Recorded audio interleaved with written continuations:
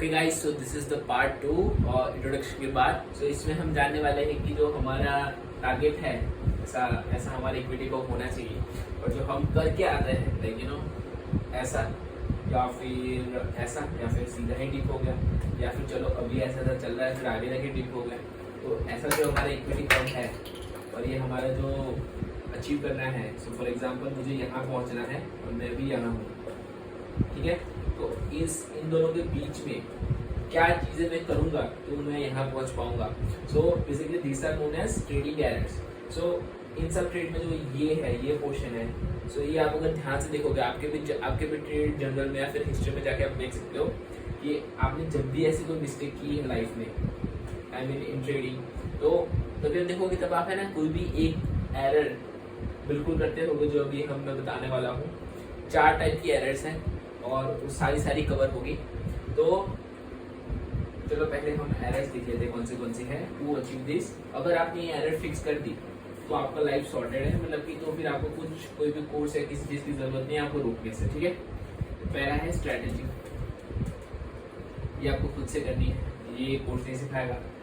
So basically strategy में करना क्या है, आपको आपके पास एक एज होना चाहिए कि आपका जो है आप जब भी ट्रेड डालो तो आप विन करो in a series of trade. So basically आपको बैक टेस्ट करना है आपकी स्ट्रैटेजी को इन 20 ट्रेड्स। ये मेरा है, आप भी कर सकते हो 20 ट्रेड्स। सो एक 20 ट्रेड्स को एक सैंपल कहूंगा मैं, और ऐसे मैं 2 से 5 सैंपल करूंगा। सो इसमें मेरे 40 से 100 ट्रेड्स आ गए, और इसमें सैंपल में मैं देखूंगा कि हर सैंपल में कैसा मेरा रिजल्ट आ रहा है। पूरा एक साथ में करोगे तो आप नहीं कर पाओगे शायद से, तो सैंपल में करो तो थोड़ा इजी रहेगा आपको अगर टेस्ट करना है तो। सो ये एक पोर्शन है। दूसरा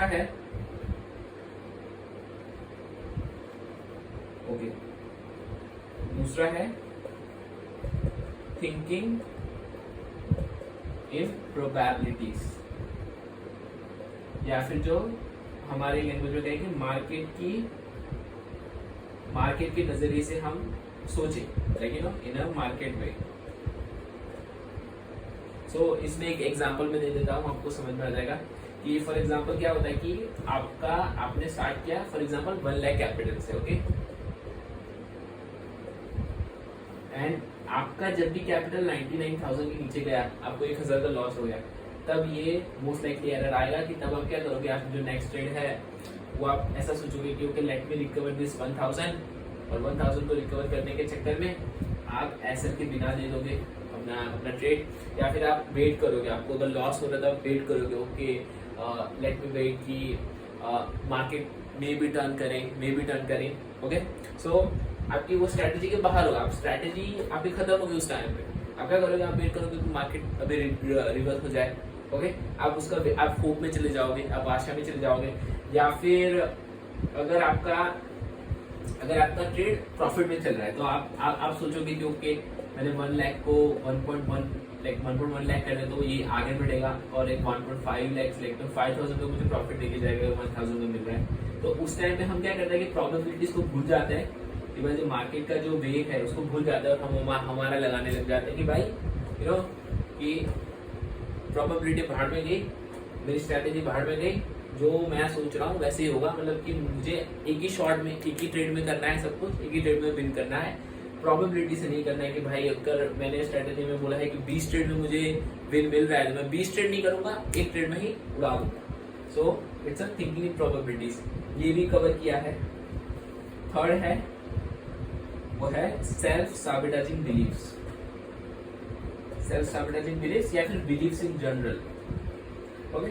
सो ये है कि खुद को मानने वाले बिलीव। सो फॉर एग्जांपल एक बिलीव होता है कि फॉर एग्जांपल आप एक लेवल के ऊपर इक्विटी नहीं ले जा सकते। फॉर एग्जांपल मेरे लाइक फॉर एग्जांपल आपके पास आपने 1 लाख से 10 लाख किया, ठीक है, फिर 1 लाख से 7 लाख किया, ठीक है। मेरे साथ ये हुआ था, 1 लाख से 7 लाख मैंने किया, तो 7 लाख के ऊपर मैं उसको ले नहीं जा रहा था, तो जब भी मैं ले जा रहा था तो मेरा लॉस हो जाता था। मैं अपनी स्ट्रैटेजी के साथ चल रहा था, बट इतना मतलब अंदर से ऐसा फील होता था कि okay I don't deserve it. So ये बिलीव्स की एक बात है। एक एग्जांपल था कि आप एक एक्स अमाउंट के ऊपर नहीं ले जा सकते, ओके। या फिर आपका कोई और बिलीफ है कि भाई ओके आपका जब लॉस होता है, ओके, तो क्या होता है लाइक ये मुझे पर्सनली होता था कि मुझे जब भी लॉस होता था, तो जब भी मैं लाइफ में किसी ने कहीं से मैं पीट के आया हूँ लाइक यू नो, या फिर लाइफ में कभी भी मुझे हार मिली है और मुझे सेटबैक आया है, तो उस टाइम पे जो फील होता था वैसा ही मुझे फील होता था लॉस के टाइम। सो बेसिकली उस टाइम पे मुझे प्रोबेबिलिटी वाला नहीं सोचा था कि भाई ओके 20 ट्रेड्स में मेरा लॉस 3 या 4 या 7 या 10 ट्रेड पे लॉस होता है, तो मैं ऐसा नहीं सोचा था कि this is one of those trades, पर मैं ऐसा सोचता था कि ओके मतलब ये बहुत बुरा फील करता था। सो ये है कि बिलीफ है कि भाई जब भी मुझे मार्केट में लॉस मिला है तो हम उससे रिलेट करने लग जाते हैं। Fourth is over confidence. So over confidence ये है कि भाई आपका ट्रेड प्रॉफिट में है, तो फिर आप उस टाइम में सोचोगे ओके एक और हो, मतलब और थोड़ा मैं वेट करता हूँ, मार्केट और थोड़ा ज़्यादा देगा, गिरी आ जाएगी। दूसरा है कि फॉर एग्जांपल आपके 2 या 3 स्ट्रीक में प्रॉफिट हुए, तो आप चौथे ट्रेड में सोचोगे कि भाई अब तो मुझे सब पता है, मार्केट मेरे साइड में मतलब मेरे अनुसार ही चलता है, आज तो मेरा दिन है, तो इसमें आप एसएल नहीं डालोगे या फिर आपकी स्ट्रैटेजी के अनुसार नहीं चलोगे। तो ये हो सकता है। अगर आपको लॉस हुआ तो उस टाइम पे भी आपको दिक्कत आएगी। लॉस हुआ तो उस टाइम पे क्या होगा, आपको टाइप ऑफ ओवर कॉन्फिडेंस होगा कि ओके लास्ट में लॉस हुआ था, उसके बाद भी लॉस हुआ है, तो तीसरे में लॉस ही होगा और आप अपनी स्ट्रैटेजी के हिसाब से जो भी ट्रेड है वो नहीं डाल पाओगे। So basically this 3 like you know thinking in probability, self-sabotaging beliefs, over confidence, इन सबको इस कोर्स पे कवर किया है। और ये जो गैप है इन सबको क्लियर करके आपका जो गैप है, आपका जो अभी इक्विटी है versus to get to this consistent equity, so इस गैप को कवर किया है इस कोर्स के अंदर। Okay guys, so this is it. अब नेक्स्ट पार्ट आएगा 6 घंटे बाद। See you then, thank you. Like, share and comment please. Bye.